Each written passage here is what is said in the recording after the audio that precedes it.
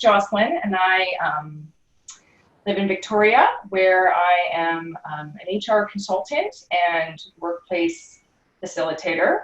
Obviously, facilitation has changed over the past 2 months, and so in order to facilitate virtual workshops with the people that I work with, I went through my resources and pulled together some activities that I thought could support people to connect in our workplaces in a virtual way. So we're going to spend the next hour looking at ways to connect with each other. You'll notice throughout my presentation today that I have some food pictures on my slides, and really the idea for me is that I want to be able to create experiences where people can connect in the same way. So coming together and sharing a meal is one of the most communal sort of and binding experiences we have in most cultures in the world. And my hope is that these activities support you to bring your people together and connect in a meaningful way. So it is learning by doing, and Carolyn is going to, we have a fairly large group, so Carolyn's going to co-facilitate with me, and I'm really grateful for that. We will be doing some introductions, but before we get into introductions, I think it's important for us to talk about why team building. And so for me as a facilitator, my sort of philosophy has always been connection before content. And so we want to encourage our teams or the people that we are facilitating to connect in a meaningful way before we give them a lot of content. So we are conditioned to be obsessed with sensing danger, especially I would say during this time, and really craving social approval. And so when we create an experience of belonging for our groups, whether they're virtually or in person, then this helps us shift into connection mode. And so I think that the more connection that we can give, today we're going to focus on virtual team building and virtual fun activities for our staff. But I really think at this time we want to be encouraging as much play and connection and meaning through our virtual experiences. And that's one of the reasons that Carolyn posted the creative question at the beginning of our time together, why we've asked you to turn on your cameras so that we can read each other's body language and smile and wave. So nice for me to see people from Vancouver Island here. We really will have sort of 3 types of activities. So first, we're going to talk about icebreakers, where you want to put icebreakers at the front of your virtual meetings so that people can start by connecting in a fun way. We have some energizers that if you were facilitating after lunch, or you can use it after a difficult or sort of more intense session to release the tension or to chase off that sleepy feeling we get after lunch, or when we're suffering from Zoom fatigue, because that's the other thing to keep in mind. Normally I didn't facilitate after people had already spent hours online. So we really want to try and put energizers into whatever we're doing, because people are spending a long time online. And closers, so that we can close out a group where people have either set goals or a level of accountability, or just in a way where people are not just signing off and not saying goodbye. We wouldn't be leaving meetings in a boardroom without saying goodbye or saying see you next time, and we don't necessarily want to be doing that in a virtual experience either.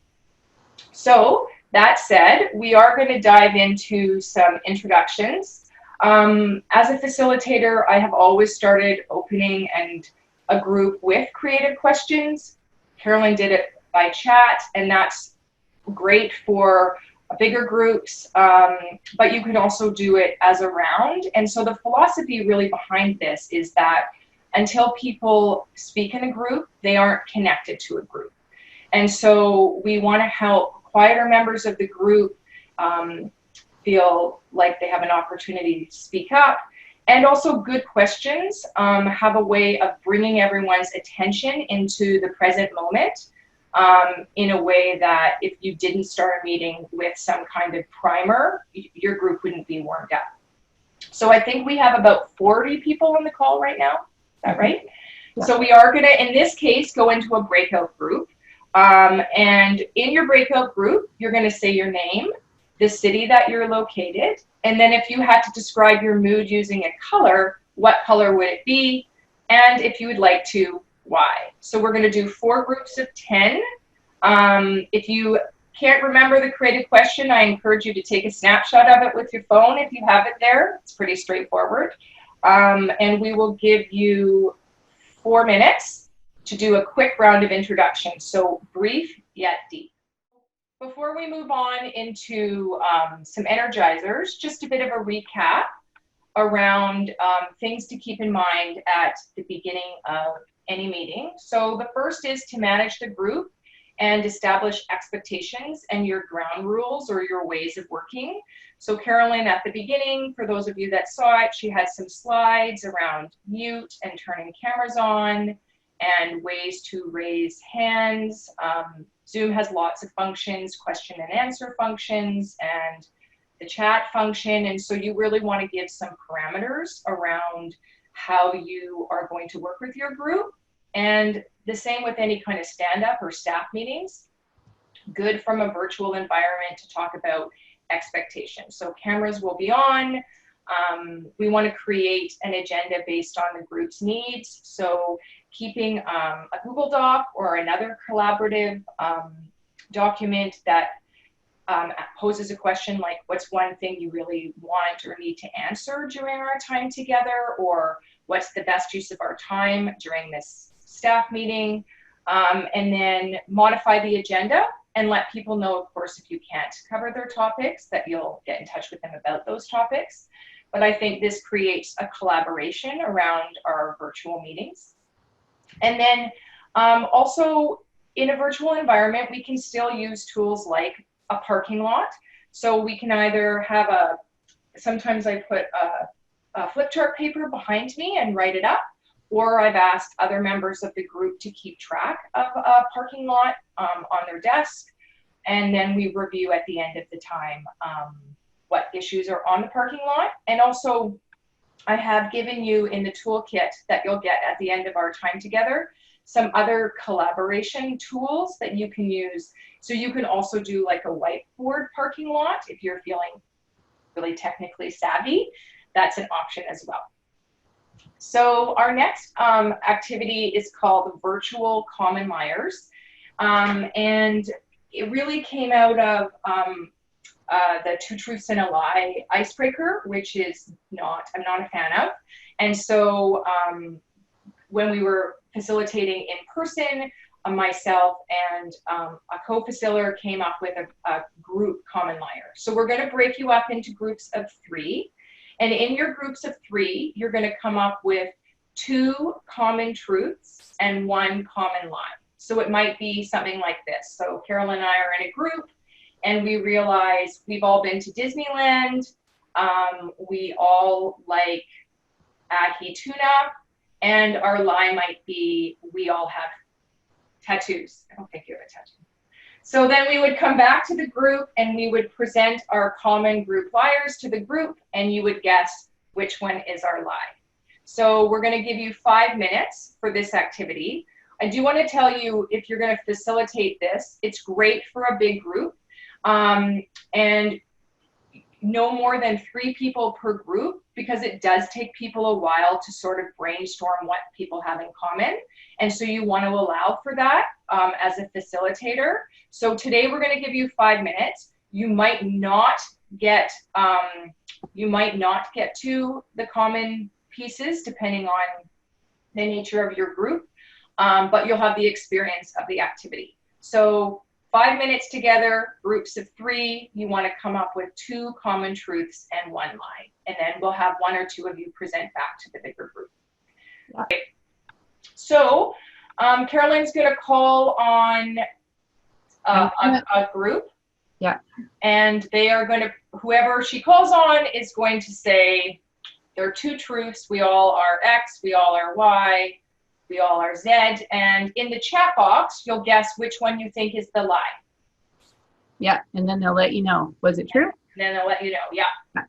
Okay, so the first group that came back early was Amanda's group. So Amanda, I'm going to unmute you. And if you can tell us what your group came up with. Okay, so for our group, these are the three things we came up with. We've all been to Vegas, we all like drinking wine, and we all know each other. Okay, so throw up in the chat box which one you think is the lie. So we all know each other, we all like drinking wine, and we have all been to Vegas. And Amanda, I'll get you to tell us in a second which one is the lie. Go ahead, Amanda, which one's the lie?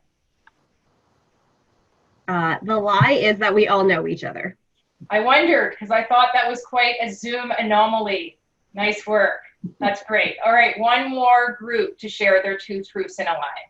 Okay, I'm going to unmute you, Judy, so you can go ahead. Hello. We really enjoyed each other, to be honest. So the three things that we all love to do was outdoor exercise, gardening, and we love liver. Liver. All right, so let's guess the lie. We all love liver. We all like outdoor exercise, and we all like gardening. Which one's the lie? Throw it up in the chat box.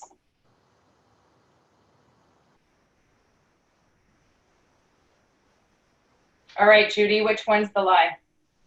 Liver. I thought so. So that is virtual common liars. And again, when we're trying to build rapport on our teams, the more we can have an opportunity to have people get to know things like that they don't like liver, surprise, surprise, or they've all been to Vegas. It gives people a way of connecting and talking about things that are outside our workspace.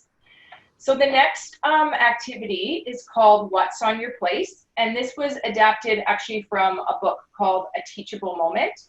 And one of the things I was thinking about around this sort of food for thought exercise is that I have seen lots of people be providing their teams with virtual lunch and learns, or sending, I know that Denise from HR sent her staff a meal for Thanksgiving. And so one of the ways you can use this is you can use it as a placeholder in your workshop to have people talk, or in your staff meetings to have people talk about what's really taking place for them. Or you can use it as a way of bringing people together for a virtual meal and having it be the topic of conversation. So really, the focus of this activity is for people to talk about what's taking place for them, especially from a time management perspective, and also things that they could need support with. So we are going to go into breakout groups of 2. I'm going to ask you again to take a screenshot of this, or just in your own mind, take a snapshot of one of the questions for the purposes of discussion. So what's on your plate right now? What new things would you like to take a stab at? What things are cutting away from your time right now? And you don't want to be spoon-fed, but what could you use a hand with? So groups of 2 will give you 3 minutes to sort of chat this through, and then we'll come back. So the middle of the meeting, in addition to making sure that we have increased activity or connection, the middle of the meeting is a good time to assess, to make sure that you're still all together. So you could use something like a scale. On a scale of 1, you could actually scale at the beginning of the meeting. So on a scale of 1 to 10, what is your current knowledge of X? In the middle of the meeting, you can do a spot check to see that people's knowledge or experience has increased. So on a scale of 1 to 10, what is your current knowledge of this software now? So that's one of the things. Scales are super helpful, and it's a way of re-engaging in the middle of a meeting. Also, we want to keep people active. and have either a recap of what has taken place. And although the common sort of facilitation model is 10 minutes of content for an activity, I think in terms of Zoom meetings, I think it's important that we don't talk for more than 5 minutes before something takes place. So chat box, Q&A, breakout group, something in terms of an activity that people are not just passive listeners. I've noticed with Zoom that people just put themselves on mute and continue to work. And so keeping them on their toes, make sure that people are still in the room with you. And also invite participation. So if there's been lots of silence, ask for questions, ask for comments. You'll see I've given you in the toolkit a variety of different brainstorming activities that just for the purposes of time, we don't have time to do today, but these tools will allow you to keep your participants active. So that said, we are going to have a bit of an activity where you're going to have some movement, and it is challenge by choice. So you can do it with your camera off, which you might want to. I would encourage you to do it where you're pushed back in your chair. Oh, I didn't think anyone was going to see that I was wearing my jeans today, my professional and my non-professional. You can do it with your seat pushed back, or if you don't feel like movement right now, you can just do it where you raise your hands. So I'm just going to read a phrase, and I'd like you to stand up if that phrase resonates with you. So stand up if you like to talk to people in elevators, airplanes, grocery stores, or wherever you go. So I can't decide. There's a lot of choices there. I'm like grocery stores, yes. Airplanes, no. So, okay. Stand up if you have a color-coded or otherwise organized closet. So who color coordinates their clothes, their shoes? I don't, but hands up or stand up if you do. Stand up if you write down a list of things to do and stick to it. Stand up if you make a list of things to do on the weekend. Stand up if, I'll see who's out there, I love this one. Stand up if you need to pick someone to race while driving. Stand up if people tell you, or you know, you ask too many questions. And last, stand up if you push the elevator button to remind the elevator that you are there. So again, just some movement to keep people active in a session and also to build rapport. You can use any kind of phrases. The next activity is a picture's worth 1,000 words. So as an in-person facilitator, I bought a number of cards. So one of them is Visual Explorers. I have a couple of different decks.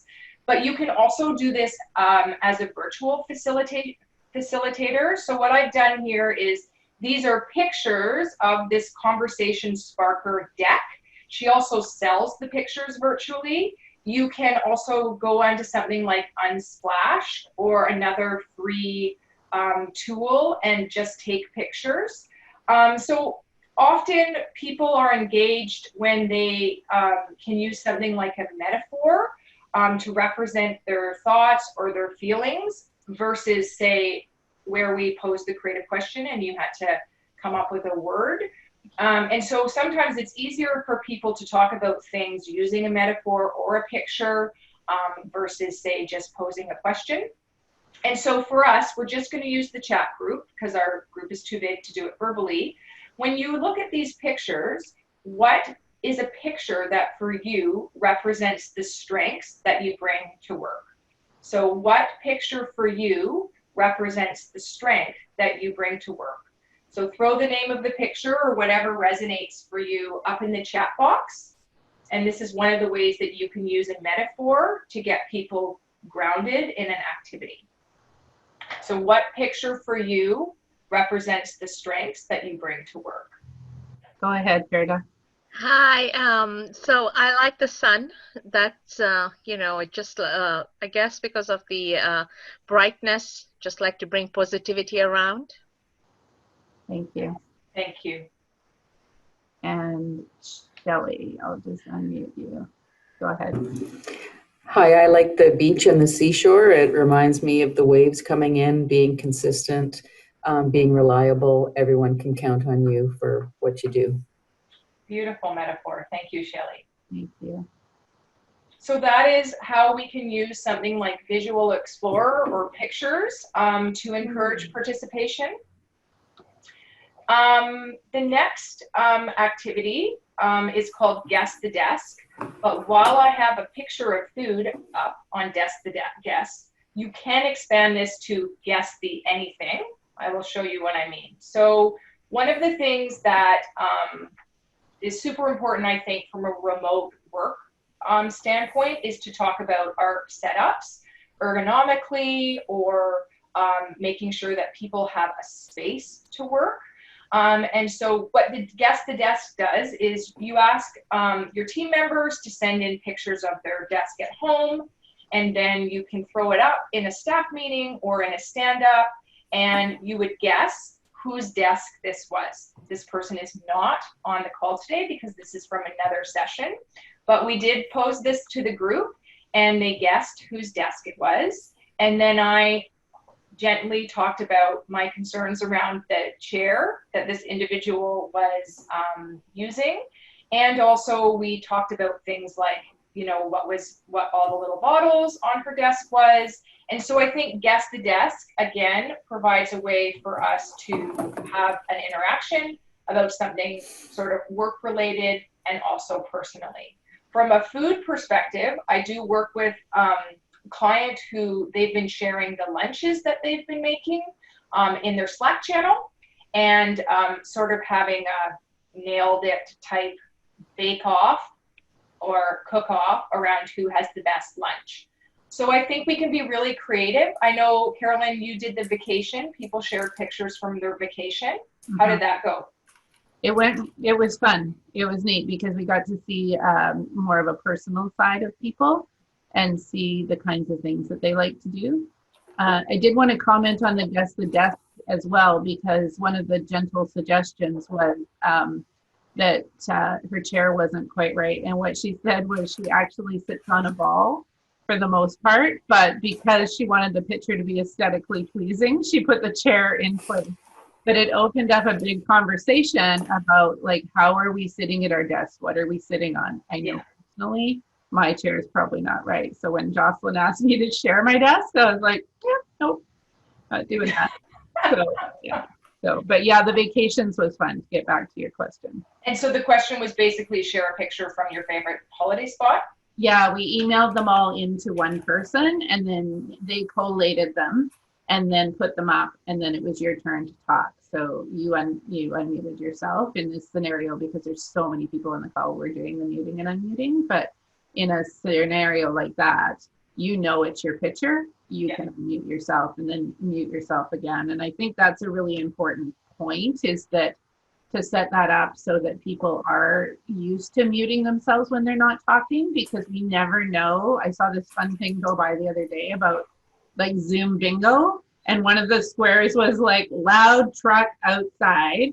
And then we were doing the CAN roundtable the other day, and somebody's cat actually walked across their keyboard and muted their sound completely. So I got this urgent SOS, like, I can't talk, my cat walked across the keyboard. So there's all sorts of things that happen, but just in practice, it's best to mute yourself if you're not the one that's going to be doing the majority of the talking. So, absolutely. Yeah.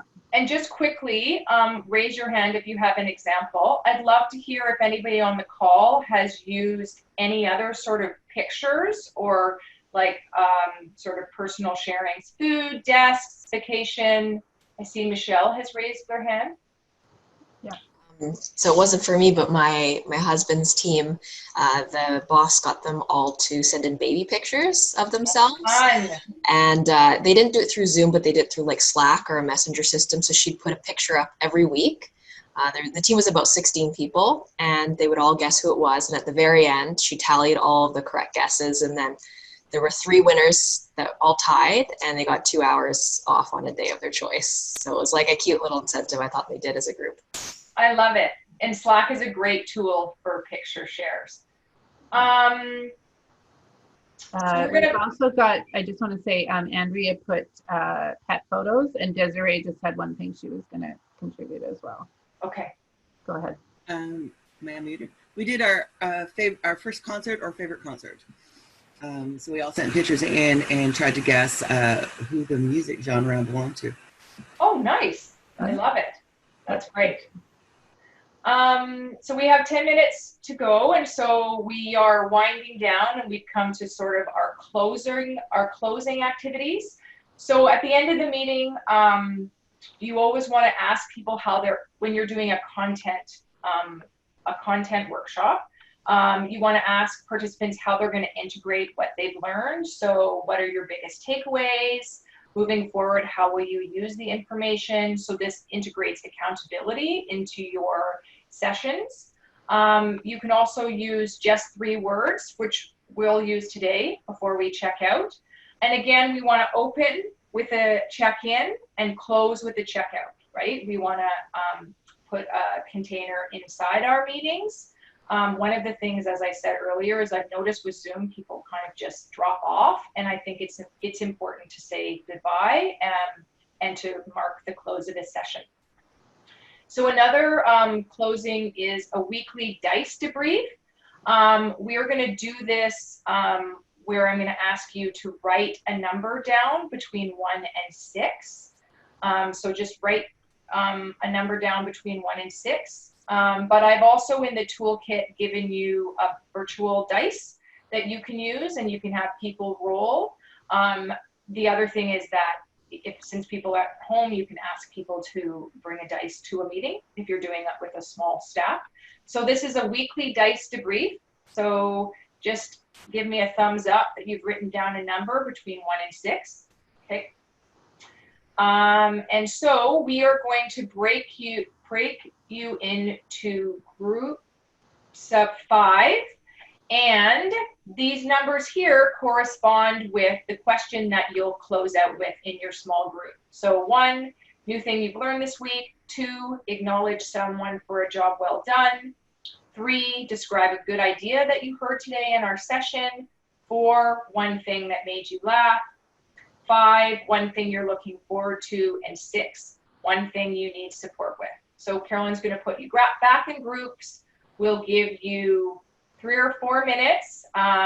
Make sure brief but deep, and then we will come back. All right, in our last 2 minutes together, our closeout questions are: what 3 words describe your experience of today's call? So if you could just put that up in the chat box for me, I'd love to hear your feedback. So what 3 words describe your experience in today's call? I am here as a resource. If you have any questions around any of the activities, please don't hesitate to reach out, and we can talk about modifications that will work depending on the size of your group, or how to integrate them. And I just want to thank Carolyn again for co-facilitating with me. We had a great response, and it's always, I do have to say, as a Zoom tip, as a facilitator, it's always helpful to have a co-facilitator and someone to manage the various technological functions within Zoom. It makes it much easier to facilitate. So thank you. Thank you, everyone. Thanks, everybody.